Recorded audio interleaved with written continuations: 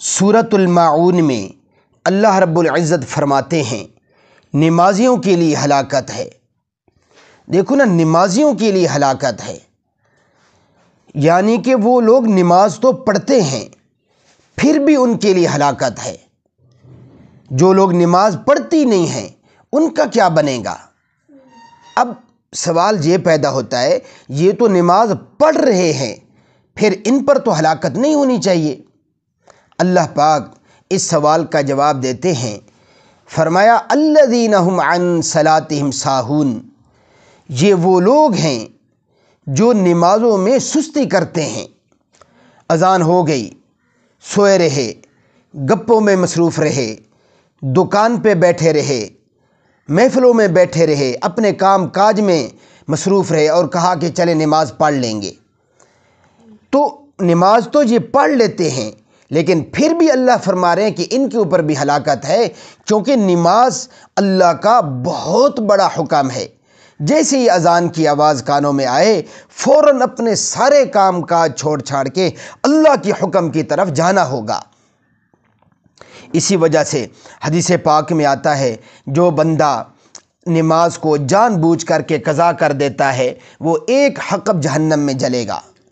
ایک حقب کی جو مقدار ہے وہ 1,80,00,000 سال بنتی ہے تقریباً، اتنے عرصہ وہ جہنم میں جلے گا۔ اب یہ وہ شخص ہے جس نے نماز قضا کی اور پھر پڑھ لی، یعنی قضا کے بعد پڑھ لیتا ہے، اس کو بھی اتنی سزا ہے۔ تو جو لوگ سرے سے نماز پڑھتی ہی نہیں ہیں انہیں سوچنا ہے ان کا کیا بنے گا۔ اور سب سے پہلے جو سوال ہوگا اعمال میں وہ نماز کے بارے میں ہوگا۔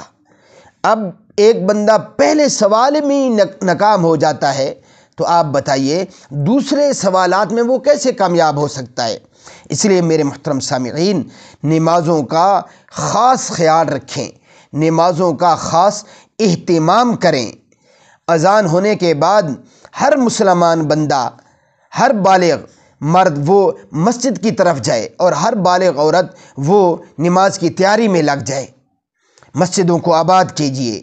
جب نمازی بن جائیں گے تو انشاءاللہ العزیز ہمیں ذاتی طور پر بھی اللہ پاک سکون عطا فرمائیں گے، اور ہمارے گھریلو جو پریشانی ہے وہ بھی ختم ہوتی جائیں گی۔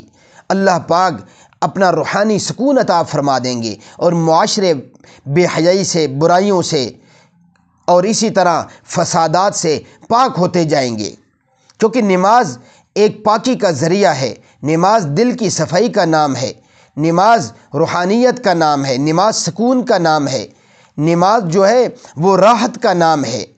نماز بڑے بڑے گناہوں سے بندے کو محفوظ کر دیتی ہے۔ اس لیے نمازوں کا خاص اہتمام رکھیں اور اپنے بچوں میں بھی نماز کی عادت ڈالیں۔